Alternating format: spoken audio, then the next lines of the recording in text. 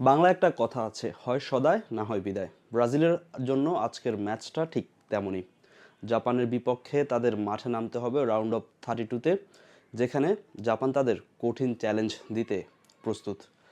আজকের ম্যাচ নিয়ে জাপানের ফুটবলারদের সঙ্গে কথা বলা হয়েছে। তারা বলছেন যে আসলে 5 বারের বিশ্ব চ্যাম্পিয়ন ব্রাজিলকে নিয়ে তারা ওইভাবে ভাবছেন না, এবং কি জাপানের বিপক্ষে ব্রাজিলের সবচেয়ে ইফেক্টিভ যে ফুটবলার নেইমার জুনিয়র, তাকে নিয়েও কিন্তু তারা ভাবছেন না। বলছেন যে নেইমার বুড়ো হয়ে গিয়েছে। আসলে নেইমার কতটা বুড়ো হয়েছে সেটা আজকের মাঠেই দেখা যাবে। যদিও নেইমার কার্লো আনচেলত্তির যে ফার্স্ট হাফ সেখানে জায়গা পাবেন না, সেটা একেবারে নিশ্চিত করে বলা যায়। ব্রাজিলের জন্য আজকে ম্যাচটা হবে এসি টেস্ট, কারণ প্রথম ম্যাচটাও তারা বিশ্বকাপের যখন মরক্কোর বিপক্ষে খেলেছে, সেই ম্যাচটাও তাদের জন্য এরকম এসি টেস্টে ছিল। এশিয়ার এই মুহূর্তে সবচেয়ে বিগ টিম বলা হয় জাপানকে, এবং কি তারা প্রথম ম্যাচ নেদারল্যান্ডসকে চমকে দিয়েছে।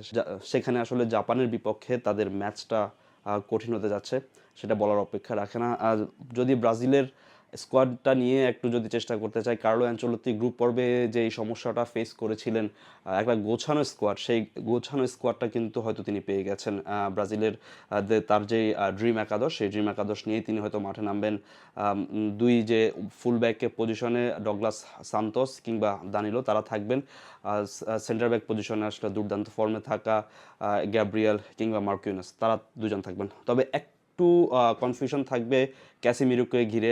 তিনি এখনও তার যেই ম্যানচেস্টার ইউনাইটেডের যে ফর্ম নিয়ে তিনি আসলে ন্যাশনাল টিমে জায়গা করে নিয়েছেন, সেই ফর্মে কিন্তু তিনি এখন পর্যন্ত ফিরতে পারছেন না। সেখানে আসলে যে ম্যাথিয়াস কুনিয়া, তিনি প্রথম ম্যাচে জায়গা পাননি, পরের ম্যাচে জায়গা পেয়ে দুর্দান্ত শুরু করেছেন। গেল ম্যাচেও গোল করেছেন, প্রথম ম্যাচে হাইতির বিপক্ষে 2টি গোল করেছেন। তার যে ইনক্লুশন সেটা দুর্দান্ত। এবং কি আরও একজন ফুটবলারের কথা না বললেই নয়, লুকাস পাকেতা। আসলে প্রথম ম্যাচে তাকে নিয়ে, তার পজিশন নিয়ে সমালোচনা হয়েছিল, তো খুব ভালোভাবেই কিন্তু পাকেতা রিকভারি করেছে পরের 2 ম্যাচে। আরও একজনের কথা না বললেই নয়, ব্রাজিলিয়ান মেইন ম্যান, ব্রাজিলের এই মুহূর্তে এই দলটার মেইন ম্যান হিসাবে তাকে ধরা হচ্ছে ভিনিসিয়াস জুনিয়র। ভিনিসিয়াস জুনিয়র গতকাল ব্রাজিলের একটি অনলাইন পত্রিকা বা ব্রাজিলের একটি পত্রিকায় তিনি ইন্টারভিউ দিয়েছেন, যেখানে তিনি বলেছেন যে এই বিশ্বকাপটা তিনি জিততে চান অন্তত তার দাদির জন্য, কারণ ছোটবেলা থেকেই দাদির সঙ্গে খুব কষ্ট করে বিনি বড় হয়েছেন, এবং কি সেইখান থেকে রিয়াল মাদ্রিদে তার সফর এবং কি জীবনের পরিবর্তন। সো সেই দাদিকে তিনি উপহার হিসাবে এই বিশ্বকাপের শিরোপাটা দিতে চান, সেই জন্য তিনি এই শিরোপাটা জিততে চান। সেখানে আসলে জাপানের বিপক্ষে ম্যাচ দিয়ে ব্রাজিলের প্রথম চ্যালেঞ্জ বিশ্বকাপের নকআউট পর্বে সেটা শুরু হবে। এবং কি আরও একজন মানুষের কথা বলতেই হবে, আরেকজন ফুটবলের কথা বলতে হবে, রায়ান।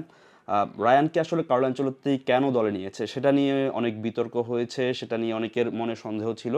সেটা হয়তো রায়ান প্রথম ম্যাচেই, তার নিজের প্রথম ম্যাচেই বিশ্বকাপে প্রমাণ করে দিয়েছেন। স্কটল্যান্ডের বিপক্ষে রায়ান খুবই ইফেক্টিভ ছিলেন। ভিনিসিয়াসের যে প্রথম গোলটা ছিল, সেই গোলে কিন্তু রায়ানের একটা ইম্প্যাক্ট ছিল, এবং কি এরপরে রায়ান গোলও পেতে পারতেন, তবে তিনি সেই গোলের সুযোগ যদি হাতছাড়া না করতেন, মিস না করতেন, তাহলে হয়তো তার নামের পাশেও একটা গোল থাকতো। রায়ানের কথা বলতে হয়, হুয়াও পেদ্রো এস্তেভাওর মতো ফুটবলারকে তিনি আসলে পেছনে ফেলে ন্যাশনাল টিমে জায়গা করে নিয়েছেন। সে রায়ান কিন্তু আসলে রাফিনিয়া যখন ইনজুরিতে পড়ে যায়, রায়ান কিন্তু আসলে তার জন্য এটা শাপে বর হয়ে আসে, এবং রায়ান সুযোগ পেয়ে যান। রায়ান আজকে দেখার বিষয়, রায়ান আসলে কি করে। অন্যদিকে জাপানের কিন্তু আসলে প্রথম ম্যাচটা আমরা যেভাবে দেখেছি নেদারল্যান্ডসের সঙ্গে, ম্যান টু ম্যান মার করে খেলে, এরিয়ালে কিছুটা তারা দুর্বল, তবে জাপান কিন্তু আসলে ব্রাজিলকে কঠিন চ্যালেঞ্জ জানাতে প্রস্তুত। সেখানে ব্রাজিলের কিন্তু আসলে ডিফেন্সিভলি খুব একটা পরীক্ষা না দিলেও কিন্তু আসলে মাঠের যে লড়াইটা, সেই লড়াইটা কিন্তু আসলে করতে হবে।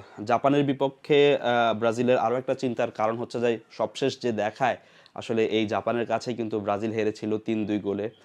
যদিও আসলে এই ম্যাচটা ভুলে যেতে চাইবে কার্লো আনচেলত্তি, এবং কার্লো আনচেলত্তি বলছেন যে এবারের যে বিশ্বকাপে ব্রাজিলের যে স্কোয়াড, এই স্কোয়াডের ডেপথ অনেক বেশি, সেখানে আসলে তারা জাপানকে হারিয়ে যেই রাউন্ড অফ 32 থেকে রাউন্ড অফ 16-এ যে লড়াই, সেখানে আসলে যেতে চায়।